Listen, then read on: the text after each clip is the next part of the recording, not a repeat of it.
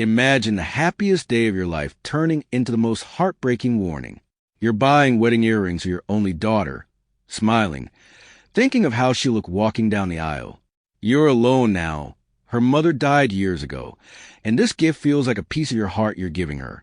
But just as you seal the box, your phone buzzes. Don't go to the wedding. Run. Not a prank. Not a wrong number. It knew about the wedding. It knew about you. It knew you were alone.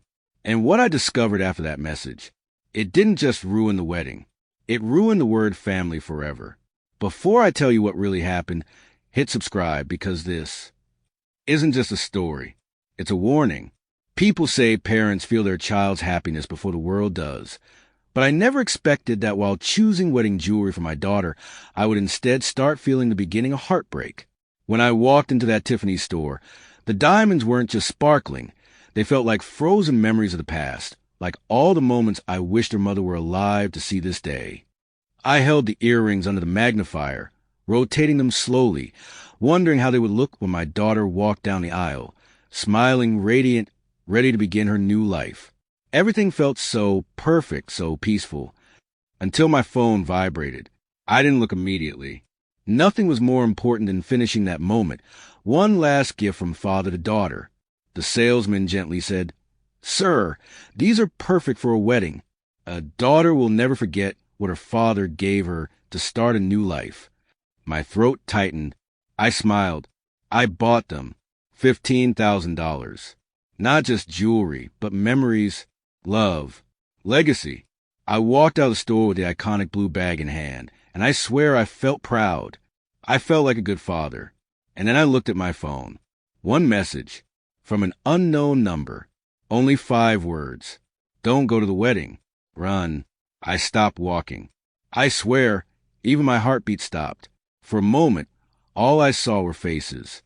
Guests, my daughter, the man she was marrying, family, memories. And then those 5 words again, don't go to the wedding. Run. Run? From my daughter's wedding? Who would say something like that? My palms suddenly felt cold, but not my hands. My heart felt cold. I tried to laugh it off. Maybe a scam. Mistake. Wrong number. But something inside whispered, "No, this was meant for you." I dialed back immediately. It rang. Hung. No answer. That silence. It was louder than any scream. I stood in the middle of Mall of America, surrounded by laughter, music, children, life. But I felt none of it. It felt like the world kept moving, and I was standing still.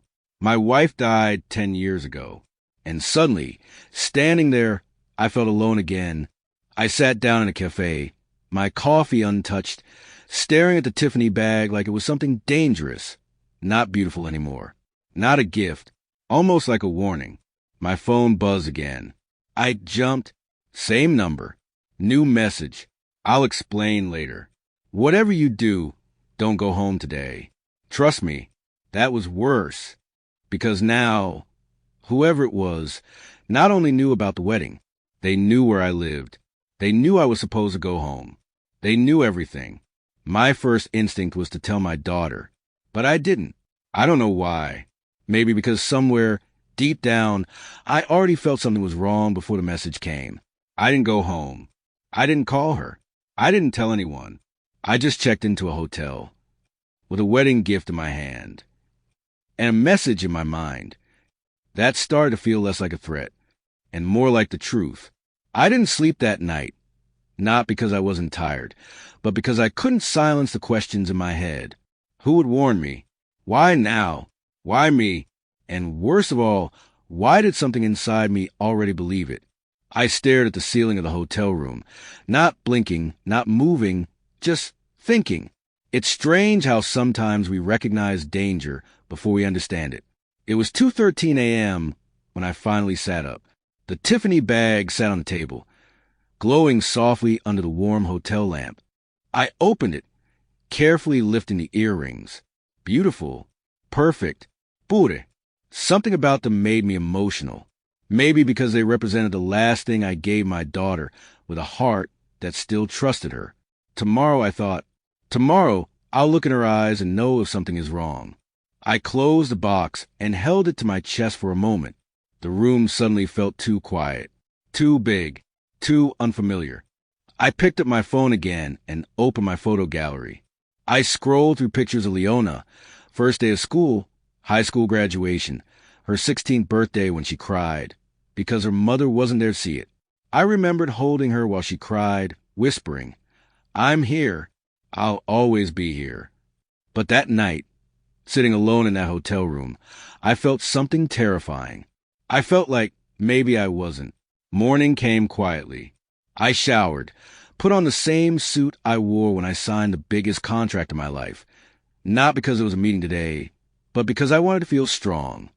Not as a businessman, but as a father preparing to face a truth he didn't want. At 9:45 a.m., I sat in my car, hands on the steering wheel, staring at the road leading back home. But I didn't drive there. Instead, I did something I never expected. I called an old number, a number I deleted years ago, a man whose voice I thought I'd never hear again. But the message yesterday, the voice that said he would explain, it sounded familiar. The phone rang once, twice, then a voice, older, tired, hesitant. "Arthur?" My throat tightened. "Henry?" For a moment, neither of us spoke. Then he sighed, like a man carrying too much truth. "I know you saw the messages." "Yes," I said quietly. "Tell me why." He didn't speak for 5 long seconds. Then, a sentence that changed everything. "Arthur, your daughter and her fiancé are planning to have you declared mentally unfit after the wedding." I didn't react. I couldn't. It felt like someone had turned off all sound in the world. I didn't yell. I didn't argue. I just asked, "Are you sure?" He continued, voice steady but heavy. "I overheard it at Stevens's office. They met your lawyer. They asked about guardianship laws, competency evaluations, asset transfer protocols. Arthur, they're trying to take everything." I closed my eyes. Leona's face came to my mind. Her excitement over cake flavors, color themes, her fiancé's eyes when he talked about running the business one day. Until this moment, I had never considered anything dark behind those words. I thought it was admiration. I thought he respected me. But Henry wasn't finished. They even discussed selling the business. They mentioned assisted living facilities. They said after the wedding, you'd be easier to manage. Easier to manage. Those words hurt more than anything I'd heard in years. Because I remembered when that same daughter held my hand in the hospital when I had surgery. She sat next to me, crying, saying, "Dad, I can't live in a world where you don't exist." And now, she was planning to legally erase me. Not from the world, just from my own life. "Why are you helping me?" I whispered. His voice broke. "Because once, a long time ago, you helped me when no one else would. And because what they're planning, no father should face it alone." Alone. I didn't realize until that moment how alone I truly was. Something inside me hardened, not with anger but with clarity. Betrayal is loud, but truth is louder. And now I needed the truth. All of it, before I faced her. Before I walked her down an aisle. She planned to take everything from me after. "Henry," I said softly, "I need you to tell me everything." And he did, and with every word. My heart didn't break. It just became silent. Silent and sharp. I looked at the Tiffany box one more time and whispered, "This was supposed to be love." Then I closed it, because now it was evidence. That night, I didn't sleep, not because I couldn't, but because I didn't want to. Sleep felt like a luxury for people whose lives still belonged to them.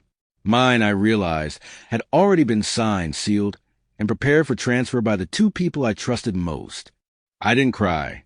I didn't break anything. I simply sat in silence, staring at my phone, replaying Henry's words in my head. Guardianship, mental incompetency, asset transfer, assisted living. Words that normally belonged in hospitals and courtrooms, now twisted into weapons by my own daughter. It wasn't just betrayal. It was betrayal with planning. At 2:30 a.m., I stood in front of the bathroom mirror and studied my reflection. I looked older than I remembered, not because of wrinkles, but because of what I now knew, that my daughter had been studying me too, not with love, but with evaluation.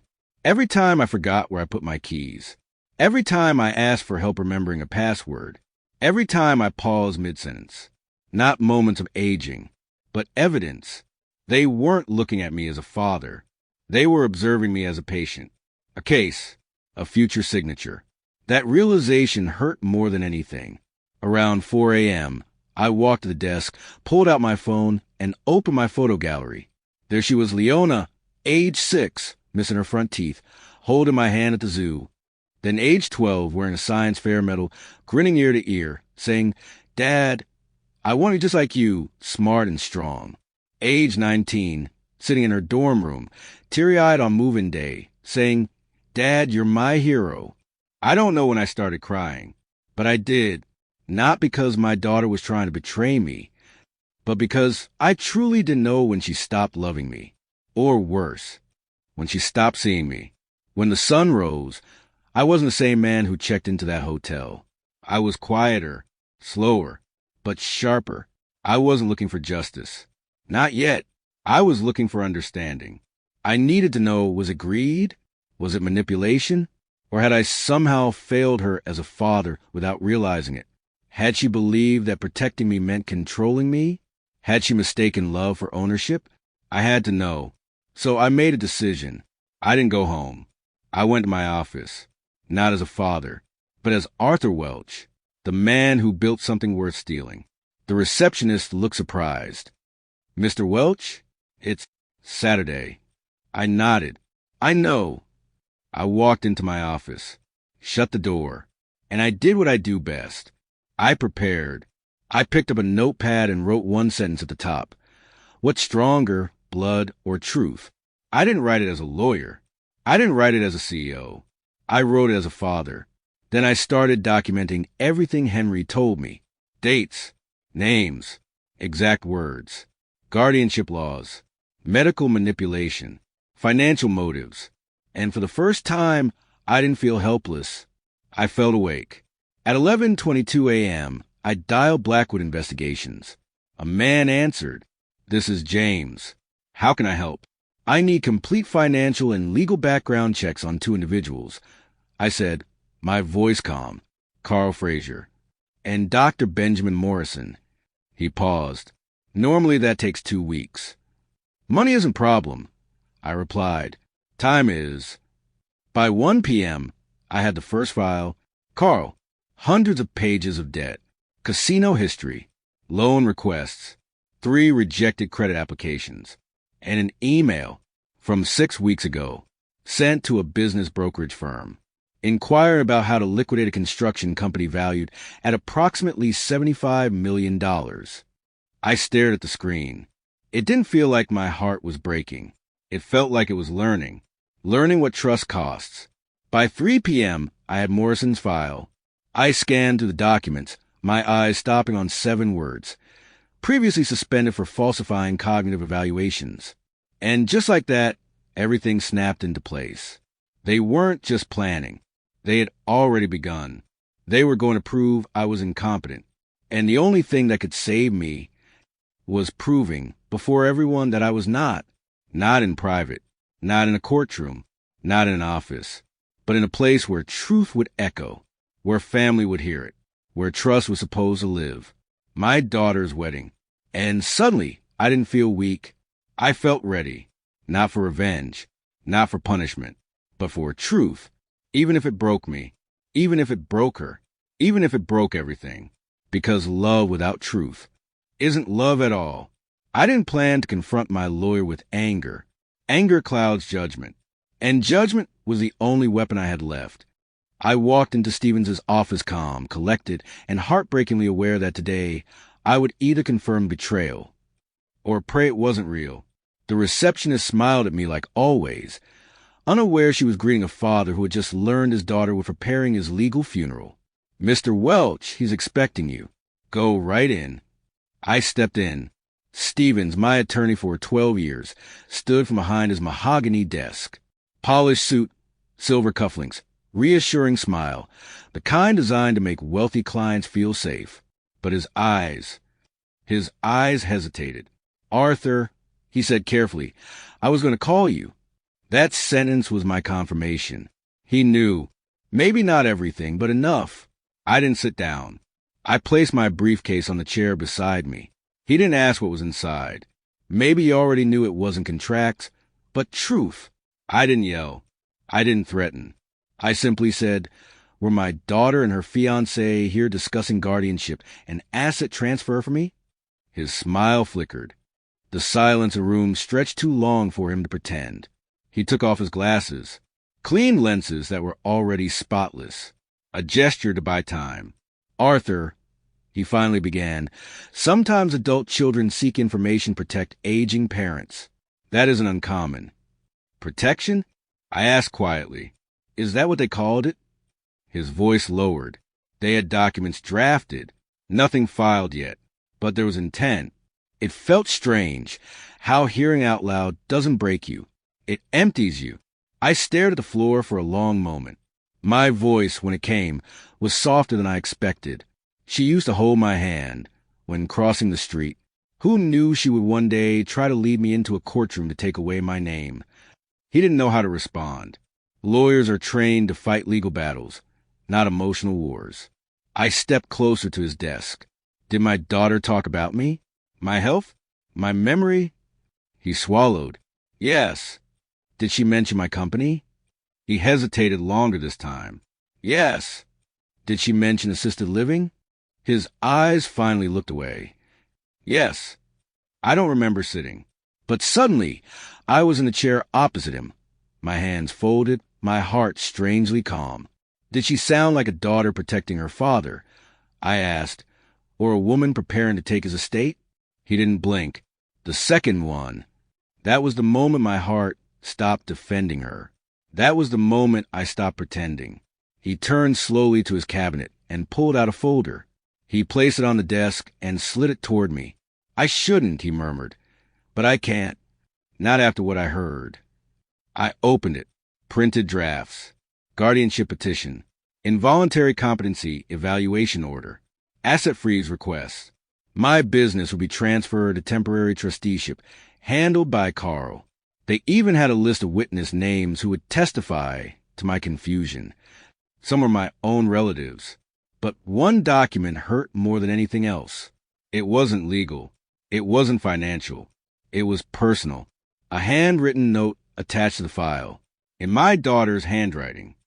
It said, "He still trusts me. Use that before he loses clarity." I didn't speak for almost a full minute, because there are some kinds of betrayal that have no language. Finally, I stood. I closed the folder, placed it carefully into my briefcase next to the Tiffany box, the gift that now felt less like love and more like irony.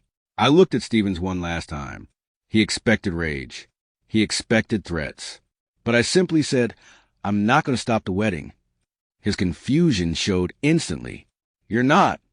"No," I said quietly. "A courtroom has walls.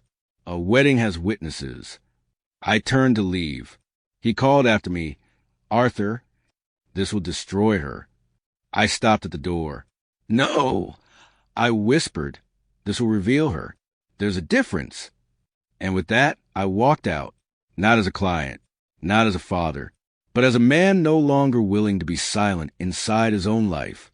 At that moment, something inside me shifted.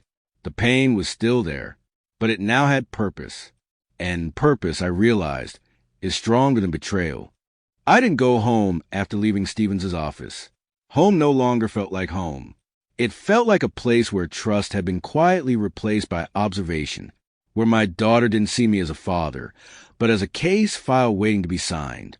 So instead, I went to the only place that still felt like mine, my office. Not because I needed documents, not because I needed strategy, but because I needed space. Space to grieve someone who was still alive. I didn't cry loudly. I didn't collapse dramatically. I simply sat at my desk, opened my daughter's handwriting from the guardianship file, and stared at one single line more painful than any legal betrayal. "He still trusts me. Use that before he loses clarity." I read it again and again until it didn't hurt anymore, until it simply became information. That's how betrayal works. First it breaks you, then it teaches you. I opened my phone and did something I never thought I'd do. I opened the voice recorder app. I sat still, closed my eyes, and said softly into the mic, "This is Arthur Welch, and I am completely aware of what is being done to me." My voice didn't tremble. It wasn't angry.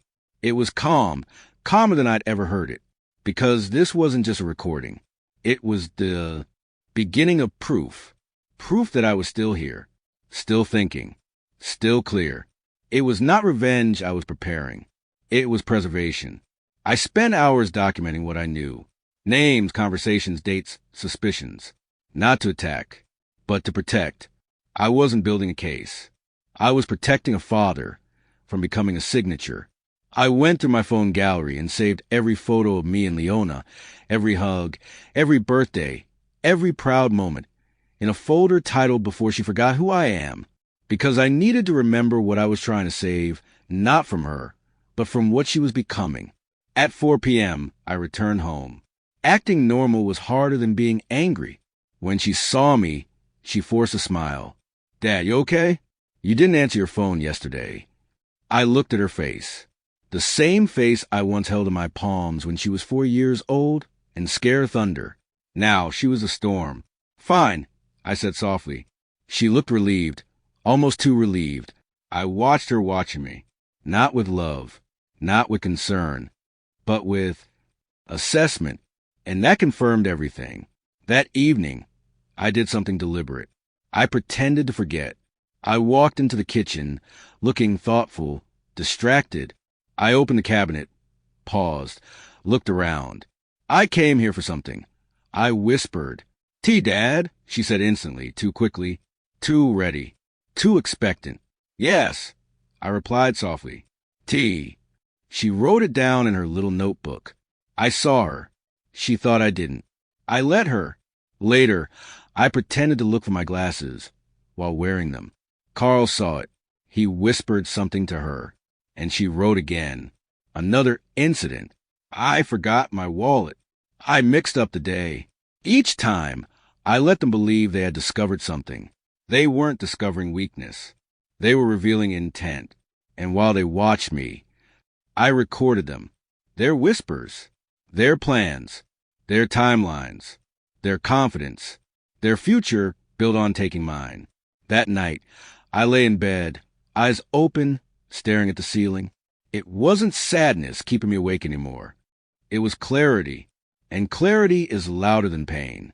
At 2 a.m., I whispered into the darkness, "Tomorrow, I stop pretending. Tomorrow, I become the man they forgot I am." The next morning, I didn't act confused. I didn't forget anything. I carried conversations normally. I made breakfast. I read the newspaper. I made tea with steady hands. And when Leona looked slightly alarmed and Carl whispered, "He's fine today," I finally saw something I needed to see. Fear. Not fear of losing me. Fear of losing control. That afternoon, I walked into my study, closed the door, and gathered everything. The Tiffany box, the guardianship files, the recordings, the financial proofs, Dr. Morrison's suspension history, my newly updated will, and something far more important, a photo of her, age 8, holding my hand, smiling like I was her whole world. I placed it right on top, not as evidence, not as memory, but as a question. What changed first, her love or her integrity? Then I whispered to that photo, "I can forgive you for wanting my money, but I cannot forgive you for deciding I was disposable." And from that moment, there was no pain, only purpose. Tomorrow I wouldn't speak. Tomorrow I would let them speak to everyone, even themselves. I didn't arrive at the wedding as the father of the bride. I arrived as the man they believed they had already erased, not from their lives, but from their future. Their plan depended on one thing, my silence, my confusion, my trusting eyes while their signatures decided my fate. But today, there would be no silence, no confusion. And trust? Trust was sitting in a Tiffany box inside my briefcase, no longer a gift, but a reminder. When I entered Riverview Banquet Hall, People smiled at me, warm, proud, affectionate smiles. They didn't know yet that today wasn't a celebration. It was a revelation. White roses, gold-rimmed glasses, piano playing softly in the background, the perfect setting for a wedding, and the perfect place for a truth too loud for a courtroom. Leona stood across the hall, dressed in white, laughter around her like wind chimes. Some of her friends wiped tears, saying, "You look beautiful." And she did. She truly did. But beauty and innocence aren't always the same thing. For a moment, she caught my eye, and for a fraction of a second, I saw it. Not guilt, not shame, but fear, a flicker. She knew. Someone had warned her. Or maybe she simply felt it. The way children sometimes know when their parents have finally seen the truth. I approached her, not as a father ready to give her away, but as a father ready to reclaim himself. She smiled, softly, carefully. "Dad, you came. Now I'm happy you're here. Not I love you. Just you came." I smiled. "I did." Her eyes went to my briefcase. Just for a second. Then she turned away. I didn't hug her, because a hug is a promise. And I couldn't promise anymore. Carl approached, all charm and polished confidence. "Arthur, you look sharp today." "Yes," I said quietly. "So do you." He expected a weak handshake, maybe a confused smile. Instead, I looked him directly in the eye. Calm, clear, awake. And for the first time since I'd met him, he looked away first. Not because he was guilty, but because he had been counted. And today, he would be measured. The ceremony was beautiful. People clapped. They kissed. They became husband and wife. Perfect. Then came dinner. Toasts. Laughter. And finally, the moment they had been waiting for. The moment they believed would prove my decline. "My father would like to say a few words," Leona announced. And every eye in the hall turned to me, not in suspicion, not in doubt, but in love, in expectation. I stood, slowly, not weakly, just deliberately. I walked to the microphone, steady, clear, without notes. A father, not broken, not fading, not confused. I looked at the faces of my family, my friends, my employees, people who had trusted me, respected me, believed in me. And then I looked at my daughter and said softly, "Today I don't want to talk about marriage. I want to talk about trust." Silence. Complete. Stillness. The kind of stillness that comes before impact. "Trust," I continued, "is when someone believes you are safe in their hands. Trust is when someone does not study your weaknesses, but protects them. Trust is when someone sees you forgetting something and helps you remember, not records it." Someone gasped.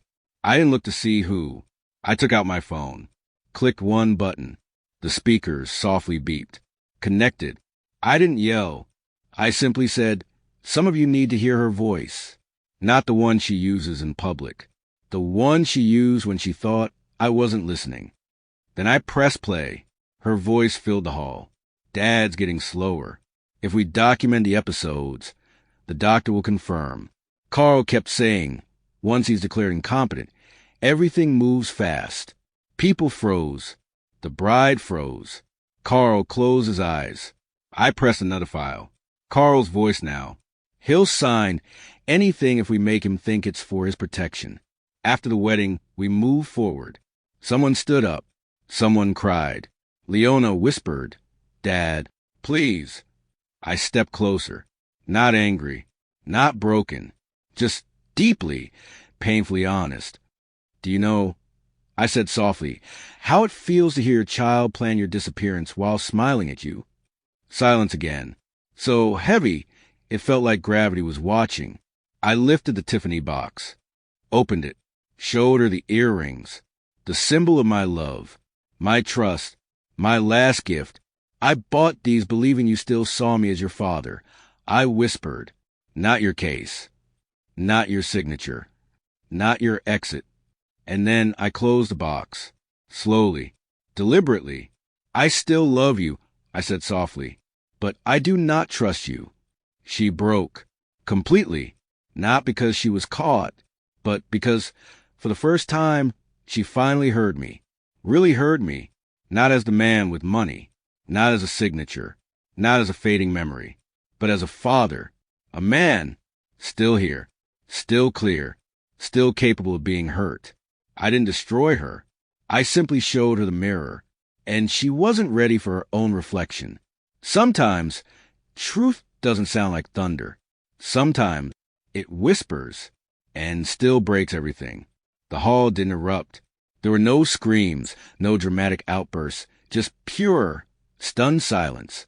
The kind of silence that doesn't come from shock, but from truth. Truth doesn't always explode. Sometimes, it simply removes every place left to hide. Leona sat still, tears spilling, not wiping them anymore, not performing, not defending, just feeling. For the first time, I saw not the bride, not the planner, not the strategist, just my daughter, hurt, lost, and painfully human. She stood slowly. Her wedding gown, once a symbol of joy, now looked fragile, even heavy, like it knew the weight of what she had done. She walked toward me, not as a daughter seeking forgiveness, but as a child seeking to understand. "Dad," she whispered, her voice shaking, "I never wanted to hurt you." I looked at her, not as a victim, not as an accuser, but as a father who knew one heartbreaking truth. She wasn't cruel. She was careless, and carelessness with love is how people lose it. "I know," I said quietly. Those two words shattered her more than anger ever could. She cried harder, not because I yelled, not because I punished, but because I understood. Understanding is sometimes the most painful form of truth. She fell to her knees, not in front of me, but in front of what she had done. "Dad." "Am I a bad person?" she whispered. That question held more pain than any courtroom ever could. I knelt beside her, not to comfort her, but to help her finally see. "No," I said gently. "Not bad. Just lost. Lost between love and greed, trust and convenience, daughter and heir." Carl didn't kneel. He didn't cry. He simply stood still, staring straight ahead, knowing the difference between them had finally been revealed. She acted out of fear. He acted out of calculation. That's when I finally understood. You can forgive fear, but you must not excuse calculation. I took a slow breath and said the words that hurt both of us. "I will always be your father." Her eyes lifted, hopeful, desperate. "But I will not always be your protector." And that was where childhood ended. She nodded slowly, accepting that sometimes love remains, but protection ends. I stood and looked at the guests, some still in tears, some furious, some stunned silent, but all of them holding one lesson they would never forget. Not all betrayals come from enemies. Sometimes they wear wedding dresses and call you dad. I walked the microphone one last time, not for a speech, but for a closing. Some people think the opposite of love is hate. I said quietly, it isn't. The opposite of love is entitlement, because love gives, but entitlement takes. Love protects. Entitlement uses. Love asks. Entitlement assumes. And that was a lesson. I didn't condemn them. Courts punish. Life teaches. And life was already teaching. I didn't stay to watch more. This wasn't vengeance. It was clarity. So I picked up my briefcase. Opened a Tiffany box one last time. Just to look, not at the jewelry, at what it represented. Trust. Then I closed it again. Not angrily. Just finally. I looked at her one last time and said softly, "I am walking away now, not from you, but from what you almost became." She nodded through tears, understanding, not agreeing, not excusing, just understanding. And sometimes, that's enough. As I walked out the hall, nobody clapped. Nobody spoke. They just watched. Because sometimes truth doesn't need applause. It needs silence. The same kind of silence that happens when illusion finally leaves a room. Outside, the evening air felt different. Not lighter, not heavier. Just honest. I got in my car, closed the door, and before starting the engine, I whispered to myself, I didn't lose a daughter today. I just stopped losing myself. And that, I realized, was a real ending, not of love, but of pretending.